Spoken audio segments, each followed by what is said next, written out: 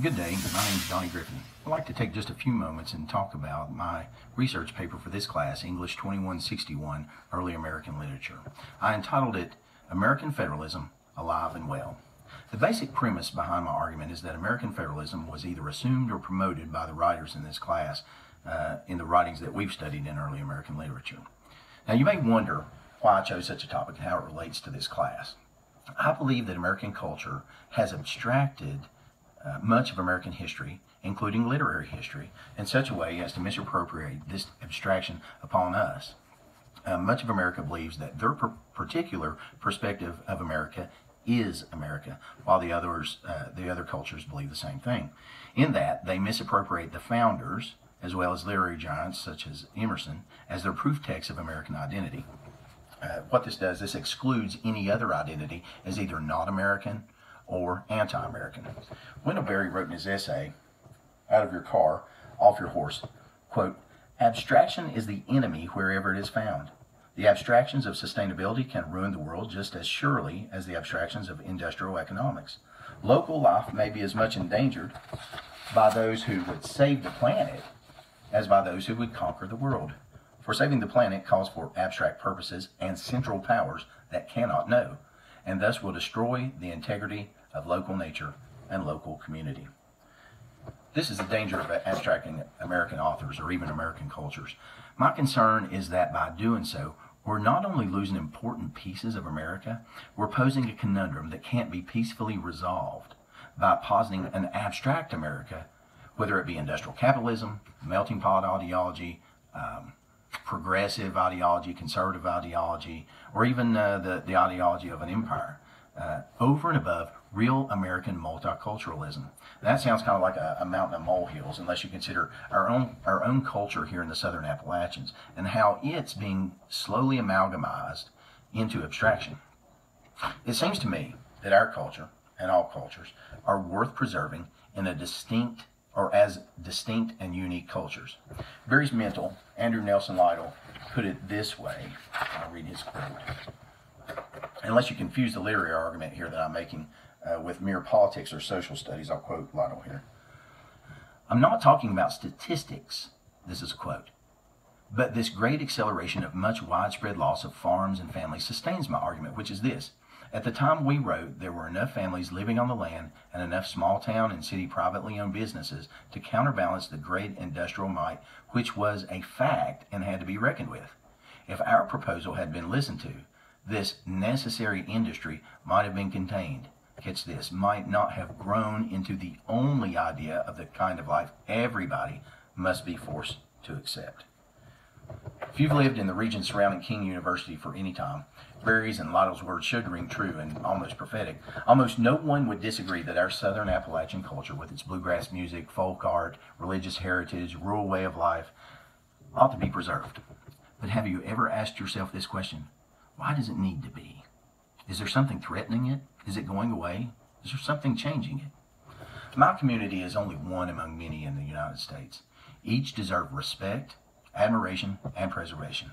American federalism is the kind of things that secures the rights of distinct cultures to exist, not only to exist though, but to flourish. That's what the authors in my research believe to varying degrees. Americans still operate, however, inadvertently under these same principles and these same ideas. I began by defining my term, American federalism, as the understanding that the American Republic exists as a kind of live and let live model or system where different cultures or similar belief systems exist in the form of states.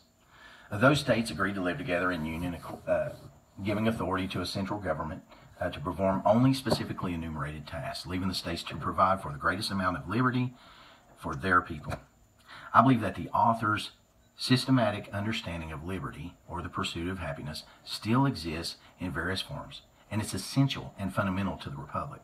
The terms I used synonymously with American federalism were self-determination, self-governance, state power, states' rights, and American federalism itself. I thought it would be appropriate to begin with Thomas Jefferson. The usual and contemporary perception of American federalism is Jeffersonian. His affections are well documented in the Declaration of Independence, which is a text that we studied in this class. I pointed to his arguments for self-determination and for self-governance in the preamble, the list of grievances, and his final argument. Jefferson's perspective was one of federalism. It was a perspective that was essentially local, but it was articulated by Jefferson as prevailing in the states. Thomas Paine's common sense was a little bit different, and it was my next bit of evidence. Paine's contribution to American lit was at least partially an argument for federalism. I highlighted his argument as one for a specific kind of federalism that highlighted representation coming from, you guessed it, the states. Paine's document was a little more explicit, actually it was a lot more explicit than Jefferson's, and it was also more centralist. It seems like Paine was actually making an argument for a particular kind of federalism. That seems like a tertiary point, except that it curbs any sense that I'm arguing for any specific form of American federalism. This next person should do the same thing. I admit that Emerson himself seems like a strange choice to argue for American federalism. And his argument is one of assumption, there's no doubt about that. And it's very organic rather than logical. He's not listing a certain kind of federalism. He's not giving us premises for federalism. In Emerson's Self-Reliance, he argued for an extreme individualism that kind of resembled today's libertarianism rather than any kind of federalism. But remember this, it was always in a context. Emerson argued to reject European traditions. And what were those traditions? Well, they were monarchies, they were parliaments, they were top-down governments. But you have to understand that he was arguing for, or from, actually, an understanding that America was the new, better standard. So he was arguing against tradition, but America was the new, better tradition. Without that hermeneutical tool, Emerson's context, his argument would seem anarchist. It was far from anarchist. Self-reliance was not Emerson's magnum opus on American federalism, though, but it can't be abstracted from politics. His argument for the new over the old was one for a very decentralized federalism, and yet it's another perspective that I present to the reader to win your trust and your assent that the writings of these men present at least some form of American federalism. The next premise of my argument is that a form of American federalism still exists. It remains in an extremely centralist America in the form of state nullification. The basis for this premise was derived from the articles that I found in the King Library. These articles described an organic movement back toward decentralization in which various people or people groups who disagree with federal law, who live in specific states, have their liberties secured by their states. Many of these movements that are occurring in the United States hold, guess what, progressive beliefs in high regard, or progressive ideologies. I base my argument for nullification as representative of American federalism on these three things: sanctuary policies, decriminalization of marijuana, and pre-nullification of expected abortion rights or prohibition of abortion rights in the future. Now that last kind of nullification is distinct of the other two, but it's just as much an example of American federalism. The specific question surrounding any of these particularly progressive movements isn't whether they're moral or immoral. Remember, I'm not making a moral argument here. My concern isn't to debate their morality. Each movement stands as a specimen of American federalism that remains a viable alternative to centralism. It's neither conservative nor progressive, and it presents or protects local interests from centralized tyranny. I don't necessarily alliterate each of these points in my argument, partially to continue earning the trust of the reader. But I'm not making this argument for any political perspective other than an inherently American perspective such as those of Jefferson, Paine, and Emerson. Finally, remember, this is a literary argument that develops into a moral argument, not vice versa. So far, my argument is that the authors presented the reader with some form of American federalism. Jefferson's self-governance, Paine's representative state power model, and Emerson's self-determination are distinct American perspectives on federalism. A perspective such as theirs exists in the form of state nullification, represented by sanctuary policies, decriminalization of marijuana, and pre-nullification of anticipated federal anti-abortion laws. Finally, though, these are mere premises that lead us to a conclusion. I conclude that a view of American federalism is necessary to provide for and secure the liberty of distinct American communities, such as ours here in the Southern Appalachians. Otherwise, centralization will morph all American cultures into one abstract ideal, or what America is. In the beginning of this argument, I present the movement to abolish the Electoral College as a threat to American federalism. The Electoral College was set up to protect small rural communities such as ours from larger, more powerful ones such as New York City, San Francisco, Los Angeles, Atlanta, you name it. The movement to abolish this protector of American federalism originates from progressives.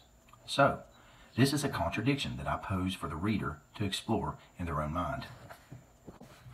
All three of these authors, Jefferson, Paine, and Emerson, were enjoyable to read because they were men of high ideas.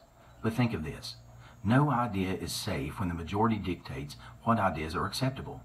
For Jefferson's Declaration, it was his protest. Paine alliterated to it in common sense, and it emerged from Emerson's ideology. Americans remain dedicated, however coincidentally, to the idea that cultures have the inherent right to determine for themselves how to live. That is a great definition of the pursuit of happiness. American federalism is built into the system as a final check on centralist tendencies to melt cultures into one. It's the best way to preserve the union between us in a time when discord colors the American ethos. American federalism, in its various forms, provides for peace as Jefferson allowed. It's necessary to the republic, as Paine argued, and it secures individual liberty, such as were Emerson's ruminations.